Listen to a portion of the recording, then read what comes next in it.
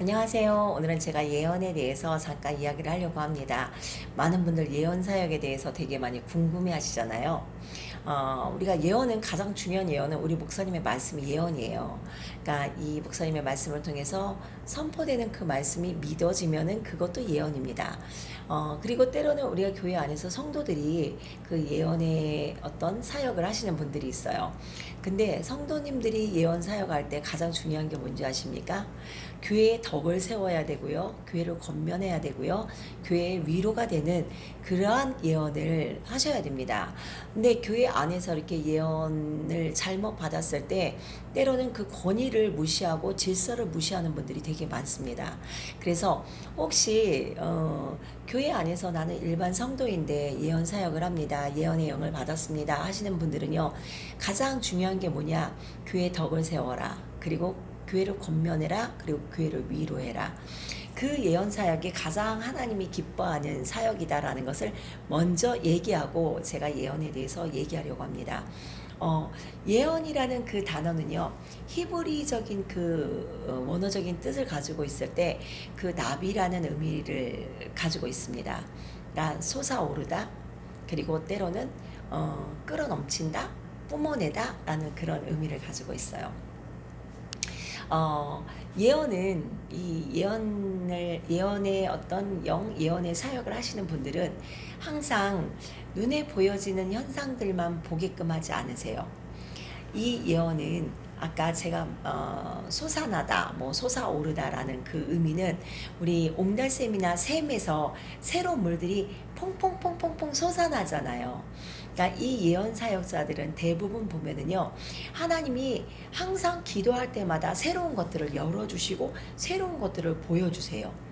교회적인 것들을 보여주시고 성도에 대해서 보여주시고 현 상황에 대한 어떠한 것들 앞으로 되어질 일들을 하나님께서 이렇게 보여주십니다. 그러니까 이 예언은 하나님의 계획과 뜻을 그 예언의 영이 임한 그 사람을 통해서 하나님의 계획과 뜻을 보여주시는 거예요. 그래서 한번 여러분들 주위에서 생각해 보세요. 항상 하나님에 대한 일들을 사역적인 그 일들을 새롭게 상황은 어렵고 힘듦에도 불구하고 항상 새롭게 뭔가를 이야기하는 그런 분들이 있어요. 하나님 나에게 이런 걸 주셨습니다. 보여주셨습니다. 열어주셨습니다. 라고 얘기하는 분들이 있어요. 근데 그분의 상황을 볼 때는 그닥 저 사람이 저거를 할까라는 그런 마음이 드는 그러한 사람들이 있어요. 제가 예전에 제가 이제 그 어떤 전도사님이 제가 그 당시에 그 핵심 일주라는 그 전도 훈련을 받고 있을 때 제가 어떤 그 남자 전도사님을 만났는데 그분이 그 세미나 때마다 나타나시면은 하나님이 나를 열방으로 보내신다고 했습니다. 하나님 나를 쓰신다고 했습니다. 그 전도사님이 맨날 그러는데 그 전도사님이 신발이 다 낡았었어요. 그리고 그분의 그 가방이 항상 낡았었어요. 근데 저도 성령 받고 막 하나님의 음성도 체험하고 했음에도 불구하고 그분이 막 그 확신을 가지고 하나님 나를 쓰십니다. 나는 열방으로 갑니다. 뭐 하나님 나에게 이렇게 말씀하셨습니다. 하나님 내게 이런 일을 주신다고 했습니다. 뭐 이분이 묻지도 않았는데 맨날 그런 얘기를 하고 다니셔서 그분을 보면서 그분의 신발과 가방을 보면서 또 그분의 그 낡은 양복, 그 양복 끝이 아주 그냥 파들파들한 거예요. 근데 그거를 보면서 제가 실은 아니 하나님이 쓰시려면은 조금 좀 갖춰서 쓰셔야지 저렇게 해서 뭔 열방으로 나가 제가 그런 생각을 가진 적이 솔직히 있었어요. 근데 어느 날 제가 기도하는데 하나님께서 저에게 그런 마음을 주시는 거예요. 너 회개해라. 어? 내가 그 아들을 통해서 내가 정말 그 아들 열방으로 나갈 수 있는 그런 하나님의 사역자로 하나님이 지금 쓰시고 계신다는 거예요. 그러면서 저한테 그분이 말했던 거에 대해서 그분이 말한 것들이 이루어졌는데 내가 그 당시에 그거에 대해서 함부로 정지한 것들을 하나님 회개하게끔 하시더라고요. 물론 저는 그분이 그 일을 이루셨는지 모르겠어요. 근데 하나님께서 저에게 그 부분에 대해서 회개하게끔 그런 부분 부분들을 이렇게 알려주시더라고요. 그러니까 그분은 뭔가 하나님이 자기의 환경과 처지에 상관없이 하나님이 본인에 대한 것들을 기도를 통해서 확신을 주셨겠죠. 그러니까 이 예언적인 것들은 기도를 통해서 하나님 내게 주신 확신의 것들이에요. 그러니까 이 예언은 믿음으로 선포하는 것이 예언입니다. 그래서 믿음의 분량만큼 이 예언은 선포될 수 있고요. 믿음의 분량만큼 이 예언은 이룰 수가 있어요. 그래서 저는 그 당시에 아주 오래전에 그분이 이야기하셨던 하나님 나를 쓰실 겁니다. 하나님 나를 열방의 사역자로 쓰신다고 했습니다. 그분이 그 일을 그대로 이루셔서 저는 어디선가 그분이 사역을 할 거다라는 그런 확신이 있습니다. 그리고 이 예언은요. 끓어넘치다. 물이 펄펄 끓을 때 막 이렇게 뿜어내잖아요. 이게 막 부글부글 뿜어내잖아요. 끓어넘치잖아요. 그것도 예언이라는 단어예요. 우리 안에 그 예언의 그 정말 강력한 예언의 영을 가지고 있는 분들은요, 그 안에 하나님으로 인해서 정말 아주 가슴이 심장이요, 그냥 아주 뜨끈뜨끈해요. 그러니까 그 예언의 부글부글 끓어넘치는 뿜어내는 그 예언의 영을 가지고 있는 분들은요, 시대를 예언하는, 내가 죽음 속에서도 예언할 수 있고 죽음 속에서도 선포할 수 있는 그런 어떤 순교적인 그런 믿음까지도 가지고 계십니다.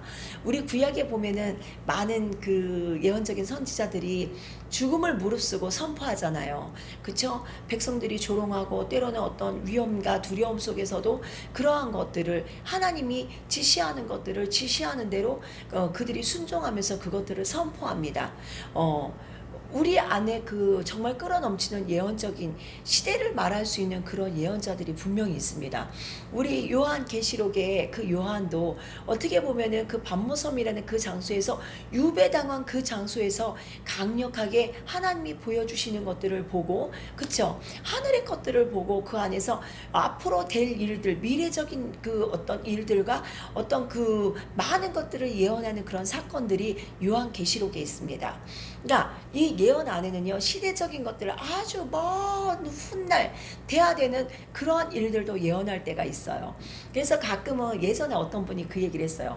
아니 내가 예언을 받았는데 왜 예언이 이루어지지 않습니까? 라는 이야기를 합니다. 근데 예언은요, 분명히 제가 여러분들에게 말씀드리지만은요, 예언은 예언을 받았다고 그 예언이 이루어지는 게 아니에요. 예언이 클수록 누군가는 내가 너를 통해서 이 시대의 경제를 일으킬 수 있는 그런 어떤 비즈니스의 영을 너에게 부어주리라 라고 했을 때, 그 사람은요, 하나님이 이 대한민국의 경제를 일으킬 수 있는 그런 비즈니스의 영을 그 사람에게 부어줬다면은 그 사람은 뭐 해야 됩니까? 처음부터 뭐 그 사람이 뭐 아주 큰 뭐 현대, 삼성 그런 기업을 가질 수 있는 그런 회사로 하나님이 처음부터 키워줄까요? 아니에요. 그 사람은 하나님이 정말 시대적으로 영혼을 구원할 수 있고 이 시대의 이 경제 흐름을 크리스천의 경제 흐름으로 만들 수 있게끔 이 사람을 통해서 어떤 경제적인 그런 비즈니스의 기름 부음을 주었다면은 이 사람은 하나님이 주시는 한 단계 한 단계 그 자기가 발전해 나갈 수 있는 그런 단계적인 일들을 믿음으로 훈련해 나가야 돼요. 그리고 믿음으로 결단해 나가야 돼요. 그래야 어느 때가 됐을 때 이 사람이 하나님이 약속하셨던 경제를 움직일 수 있는, 뭐 시대를 움직일 수 있는 그런 삼성과 같은 현대와 같은 그런 경제를 움직일 수 있는 엄청난 그 비즈니스의 그 기름 부음을 가지고 그 비즈니스뿐만이 아니라 이 시대적인 경제를 움직일 수 있는 그런 한 사람이 될 수 있습니다. 그리고 또 어떤 사람은 하나님이 나를 정말 열방을 위해서 써주신다고 했습니다 라고 했는데, 열방을 위해서 써주신다라는 그런 예언을 받았다면은 그 사람은 뭘 해야 됩니까? 맨날 먹고 사는 문제로 하나님 요거 주세요, 저거 주세요, 요거 해주세요, 이런 기도를 해서 내 것을 위해서 기도하는 게 아니라 하나님을 위해서 기도해야 되고요. 하나님이 내게 하나님의 뜻으로 보여주셨던 것이 있어요. 하나님이 나에게 예언하셔서 나를 하나님의 뜻에 맞게끔, 목적에 맞게끔 나에게 세우고자 하는 그 자리에 내가 설 수 있게끔 하나님 내게 보여주시는 것들이 있어요. 그 일에 대해서 나는 결단해야 됩니다. 세상적인 방법이 아니라 하나님의 사역자가 되기 위해서 내가 훈련받아야 되는 그 자리에서 결단되고 순종됐을 때 우리는 그 예언을 빨리 이룰 수 있습니다. 그래서 이 예언을 봤을 때 여러분들 하나님이 시대적인 예언, 국가적인 예언, 때로는 한 개인을 향한 그 예언도 있어요. 저는 실은 이 예언에 대해서 과거에 하나님 앞에 대통 혼난 적이 있어요. 그게 뭐냐면 제가 33살 네, 제가 개척을 했어요. 전도사 때 제가 이제 대학원을 다니면서 제가 이제 개척을 하게 됐습니다. 근데 그때 제가 이제 그 개척을 했을 때 뜻하지 않게 그 주위에 이제 저희 주위에 큰 교회에서 방언을 못하게 하는 그런 교회가 있었어요. 근데 이분들이 너무 방언을 하고 싶으니까 제가 개척한 자리에 와서 기도를 해도 되냐고 물어보더라고요. 그래서 제가 당연히 기도해도 되죠. 그러니까 제가 개원 예배 드리기 전에 이분들이 그런 우연찮게 와서 그걸 물어보더라고요. 여기서 그럼 저희가 기도해도 됩니까? 아주 네 기도하세요. 제가 이제 그런 이야기를 했어요. 그래가지고 이제 그분들이 저희 제가 개척한 그 장소에 와서 이분들이 기도를 하는데 이분들이 기도를 하러 저희 이제 제가 개척한 영성원으로 그때 오게 됐던 그 이유가 뭐냐면은 큰 교회에서 이렇게 방언을 못하게 하는 교회들이 있었어요. 저희 주위에. 그러니까 몇천 명씩 되는 교회에서 방언을 못하게 하는데 제가 개척한 그 영성원에서 방언 기도를 하게끔 하니까 저희가 이제 집회를 할 때마다 사람들이 엄청나게 많이 이렇게 모여드는 거예요. 그러다 보니까 자기네 본교에서 방언하지 못하는 분들이 오셔서 그렇게 방언 기도를 많이 하시고 저희 그 당시에 이제 저희 그 집회에 설동원 목사님, 비종진 목사님, 우리나라에 내 노래하는 목사님들은 다 오셔가지고 저희 그 이제 영성원에서 예배를 드릴 때마다 제가 개척을 했기 때문에 사람들이 없잖아요. 그럼에도 불구하고 그분들이 엄청나게 많이 모여서 정말 저희가 이제 개척한 지 얼마 안 됐는데 사람들이 많이 모여서 예배를 드리게 됐어요. 그러니까 대신 제가 주일날은 다 본교회를 가게끔 하고 또 은혜 사모에서 오시는 분들은 이제 그분들이 이제 예배를 드리게끔 했는데 예배 드리고 기도하고 하루에 그분들이 와가지고 예배 끝나면 2시간씩 기도하고 그러면서 정말 저희 그 장소가 기도의 터전이 됐어요. 근데 어느 날 어떤 문제로 저희가 잠깐 한 일주일 동안 저희가 그 집회를 쉬는 시간이 있어서 제가 이제 그 쉬는 기간에 제가 이제 저희 그 영성원에서 혼자 성경을 보고 있는데 기존에 계속 오셨던 분들이 있잖아요. 그러니까 그분들이 와가지고 원장님 여기서 기도해도 될까요? 라고 해서 네 기도하세요. 그러면은 기도하면서 저 혼자 있고 저희 이제 둘째 아기를 데리고 그 기둥 저희 교회 뒤에 그 신람 영성원에 뒤에 기둥이 큰 게 있었어요. 그 기둥에 앉아서 우리 아기를 데리고 제가 이제 성경을 보고 있으니까 기도 좀 해주세요 라고 이제 얘기를 하는 거예요. 그래서 제가 제 사역이 그런 예언적인 사역이다 보니까 그런 어떤 기도 안에 예언적인 것들을 이분들을 위해서 계속 기도를 해주다 보니까 그 일주일이라는 시간 동안에 집회를 안 함에도 불구하고 사람들이 줄을 서서 이렇게 앉아 있는 거예요. 그러니까 저는 아무 생각 없이 그분들을 위해서 그냥 기도해 줬어요. 근데 갑자기 정말 제 안에서 정말 천둥 번개 우레와 같은 소리로 네가 예수 무당이냐? 라는 소리가 제 안에 딱 들어왔어요. 그리고 그때 제가 깨달은 게 뭐냐면은 하나님이 내게 주신 이 예언 사역을 사사로이 하면 안 된다는 거. 성령이 감동 주실 때 그 사역을 하고 예배 가운데 사역을 해야 된다는 것을 말씀을 해주셔서 제가 엄청나게 제가 정말 무릎 꿇고 회개한 적이 있어요. 그러니까 제가 왜 이 말씀을 하냐면은 우리가 때로는 어떤 죽을 것 같은 자살을 하려고 하는 사람들, 그런 사람들에게는 정말 하나님 감동을 주셔서 그 어떤 예배 없이도 가가지고 기도해 줄 수 있어요. 그리고 예언적으로 선포할 수 있어요. 지금 죽으려고 하세요? 하나님 기뻐하지 않으세요? 라는 그런 얘기를 했을 때 상대가 깜짝 놀랄 때가 있어요.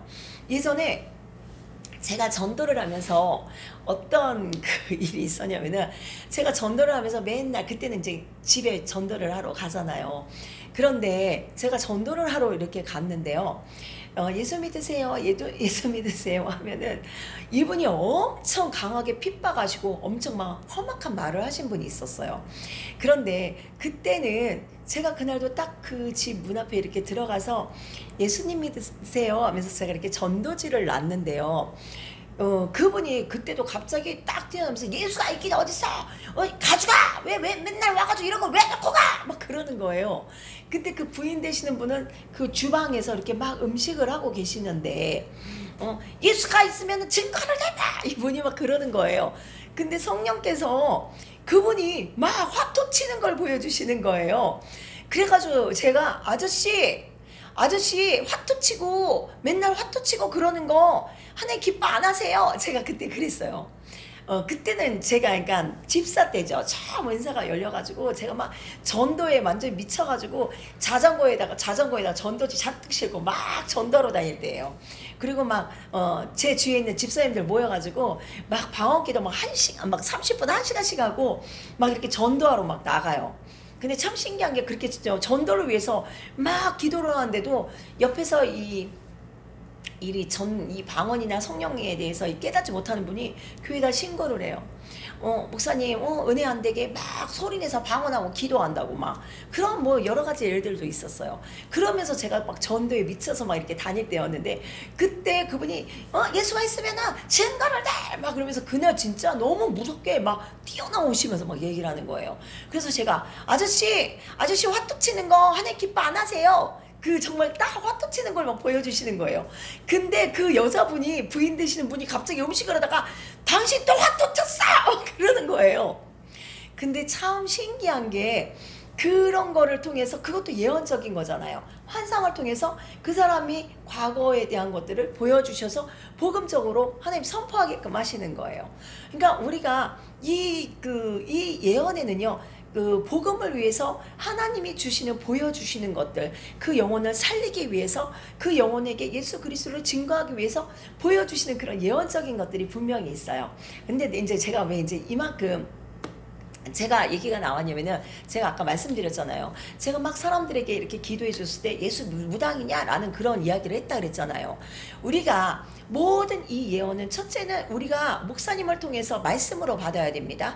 말씀이 내게 확신되는 그러한 것들이 우리 삶 속에 일어날 때 그게 예언적인 말씀이 일어나는 거예요. 그리고 이 예언이 때로는 성도들을 통해서 어떤 사모하게 됐을 때 이 예언을 우리는 사서로이 아주 그냥 쉽게 그 사람에 대해서 쉽게 그 예언적인 선포를 예배 없이 그 예언적인 선포를 하려고 했을 때 하나님이 되게 기뻐하시지 않는 것을 제가 봤어요.